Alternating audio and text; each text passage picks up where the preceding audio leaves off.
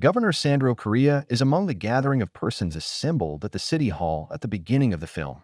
The governor is suspected of enriching himself by utilizing public funds intended to purchase medical equipment. Members of the Special Armed Division visited the governor's opulent home a few days prior. They did more than just pay him a visit. They searched his house and took him into custody. Miguel and Edu, the detectives, were in charge of this operation. The agents showed the governor proof of his financial mismanagement in an interrogation chamber. It resembled a real-life detective battle. The governor threatened to hurt anyone who told the public or the police about his activities in a conversation that was taped. To avoid punishment, he even attempted to pay the prosecutor's office. The governor was obviously highly crooked. The governor's attorney showed up shortly after. He informed the governor that he had already gotten in touch with the prosecutor's office and inquired about the governor's family's Miami trip. The governor would remain at home until his trial, the attorney added. Governor Correa anticipated his release shortly. He believed that someone may target him because of the money controversy, so he instructed his lawyer to get his personal guards ready. He was allowed to return home because the prosecutor's office lacked sufficient evidence to hold him in jail, but he was required to remain there until the inquiry was over. The commander instructed the Special Armed Division agents, Miguel and Edu, that they could return home. Miguel discovered his daughter dozing off on the couch when he arrived home. He brought her to her bed carefully. After a brief awakening, she wished him a good night and expressed her pride in him for apprehending the villains. Miguel had intended to take his daughter to a soccer match the following day, but his ex-wife arrived to pick her up before they could leave. Miguel was informed by his supervisors that his team would be shut down when he arrived at work. The money case involving Governor Correa was being turned over to the military police. Miguel was furious since he had spent months working on that case. He had to leave the office, even though he didn't agree with his supervisors. Miguel hurried to meet his daughter, recalling that he had promised to accompany her to the soccer match. She and his ex-wife were waiting. His daughter was thrilled to watch the game with her father, despite the fact that they were a little late. After putting on their Brazil jerseys and snapping a quick group photo, they rushed to the stadium. They were traveling to the game when a horrible incident occurred. Miguel's daughter was suddenly shot. Miguel hurried her to the hospital for assistance despite being in shock. Miguel was instructed to wait outside as the staff hurried her to the emergency room. Miguel chose to enter the emergency room because he was so nervous. He noticed other patients not receiving the necessary care as he strolled about the hospital. It appeared that the hospital lacked adequate funding and quality facilities. In front of the surgical room, Miguel discovered his daughter lying frail. She had to wait her turn because the hospital was overcrowded and lacked adequate equipment. Miguel's kid died because she was unable to receive the necessary blood or prompt medical attention. It was devastating. Miguel's ex-wife was startled to learn of their little girl's death when she arrived at the hospital shortly after.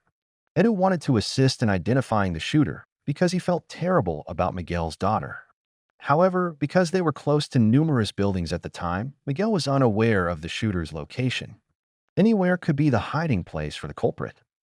Miguel was also furious that the hospital lacked the tools he needed to save his daughter. He thought his daughter might still be alive if the hospital had better facilities. He believed that no one should have to endure such pain and neglect until it was too late. Miguel was devastated when he learned that Governor Correa had been found not guilty of the financial scandal. After his legal troubles were resolved, Correa declared his intention to run for president. To improve the lives of Brazilians, he even pledged to double funding for public hospitals and healthcare. Miguel, however, was furious with Correa. He was able to see through all the falsehoods and hollow assurances. At the city hall, he joined a group of demonstrators and got into a fight with the police. Someone in the crowd captured everything as Miguel wore a mask. Miguel eventually made it to the governor at City Hall after battling Correa's security. He killed the dishonest governor who he believed was indirectly responsible for his daughter's murder because he felt compelled to. The confrontation was dramatic. In order to replace Correa as president, Gomez met with his political friend the following day and asked them to back his son. The fact that Gomez's kid didn't seem qualified for the position astonished them all. Gomez became enraged when they voiced their worries and threatened to tell Minister Regina about their fraudulent practices. Miguel made the decision to go back to work a few days later. He didn't want to continue to be depressed over his daughter's passing. Edu and Miguel were tasked with looking into the mayhem that occurred during the demonstration. Some of the individuals who appeared to be causing the trouble were apprehended by their team. Miguel even recognized a woman he saw at the rally as one of the accused. Miguel offered to interrogate her in order to conceal his identity. Nina worked as a coder. Na was aware that Miguel had engaged in combat with the police during the demonstration. She claimed to have video evidence of his behavior on her phone. Miguel was forced to release her and get her phone before his co-workers discovered. Na made the decision to assist Miguel in looking into the hospital supplies and medical money that were taken. Miguel consented after realizing he needed assistance. Na broke into Korea's personal laptop using her expertise. They discovered proof that Gomez was complicit in the corruption, as were his political associates. Miguel made the snap decision to target the dishonest politicians and officials who killed his daughter. He disguised himself with the same mask. Miguel didn't hold back throughout the showdown. People began discussing the removal of the politicians. Knowing Miguel was responsible, I questioned whether the culprit could be viewed as a hero. Miguel later paid Na a visit at work and urged her to investigate the source of funds for the dishonest politicians' campaigns. Na was first uninterested, but Miguel made an offer. He pledged to assist in lowering Na's mother's erroneously convicted prison term. Na visited her mother in prison and discussed the value of telling the truth. According to her mother, reality is like an illusion because what is true for one individual may not be true for another. Na made the decision to assist Miguel in identifying the source of funds for Korea's campaign and other dishonest politicians after speaking with her mother. It was Gomez, it turned out. In a building where Gomez was going to meet Regina, Na utilized her hacking expertise to gain access to a CCTV camera system. To avoid being suspected, Miguel feigned to help Edu. Edu was looking into a serial killer who was going after dishonest public servants. This killer was dubbed the Awakener because he was proficient with weapons, undetectable, and capable of murdering with a single blow, much like a special forces specialist.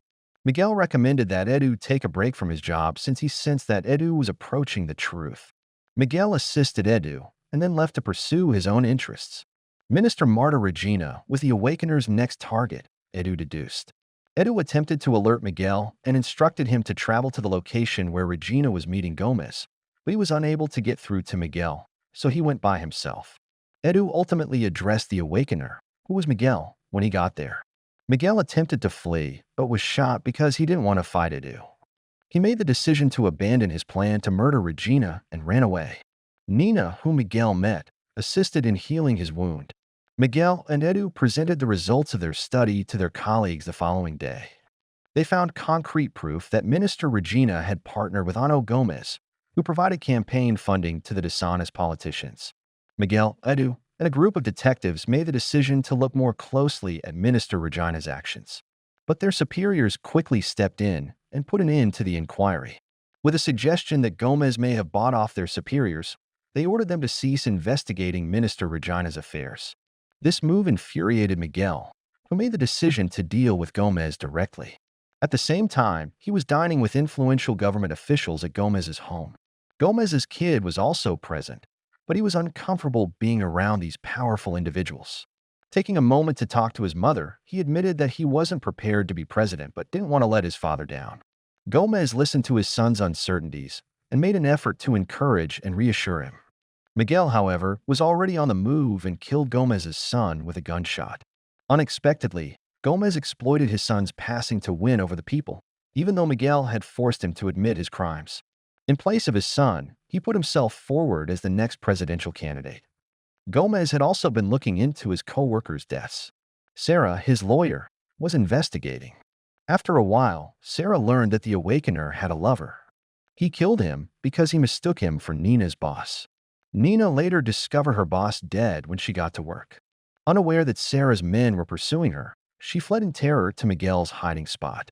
They went to Miguel's hiding place. Amid the confusion, Sarah made a deal with Miguel and kidnapped Nina. He gave Miguel the order to murder Julia Machado, another presidential candidate, in order to spare her life. Miguel was forced to comply with Sarah's request to save Nina.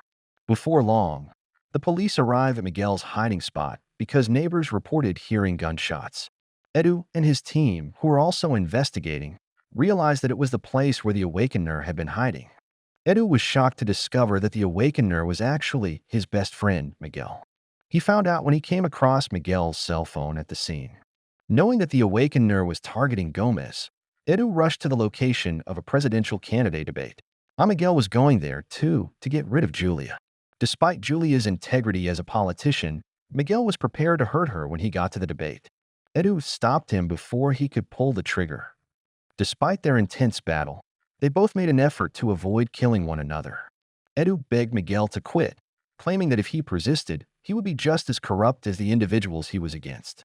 But Miguel seemed unconcerned. As everything was going on, Nina, who was Sarah's prisoner, took advantage of his weakness. She retaliated, severely hurting Sarah. Miguel was ultimately taken into custody for killing the dishonest officials. Edu called in Miguel's ex-wife in an attempt to persuade him to reconsider. She attempted to persuade him by claiming that their daughter would not be proud of him and would be ashamed of his behavior. Miguel watched television while inside and noticed that Gomez was receiving more public support as a result of the loss of his son. People were supporting Gomez and expressing sympathy for him. Miguel was ready to be questioned when one of his superiors, Deputy Das, attempted to murder him. Miguel, however, reversed the situation and defeated Das. Miguel made a bold escape from prison, obtained guns and ammunition, and readied himself for retaliation since he knew that Ana Gomez was on the verge of becoming president. Gomez and his political associates were enjoying their short-term triumph over Julia when Miguel hurried to the Parliament building. Miguel wasted no time in charging in and eliminating all of Gomez's men and associates. When he arrived at Gomez's office, Gomez attempted to explain that corruption would always exist because individuals are inherently avaricious. Miguel, however, shot Gomez dead because he had had enough. Miguel was surrounded by Gomez's goons, all of whom were aiming their weapons at him after he had killed him. Miguel, however, had a plan. He had struck the detonator and placed a bomb in his car. Miguel was inside when the entire building erupted and collapsed. When the police and forensic specialists examined the crime scene the following day, they discovered nothing but the mask the awakener had worn. Miguel's body was nowhere to be found. An image of the awakener getting ready to aim at a target from atop a building closes the film. It is unclear if this awakener is Miguel, who managed to survive the explosion, or if someone else has taken up the cause of eradicating corrupt individuals.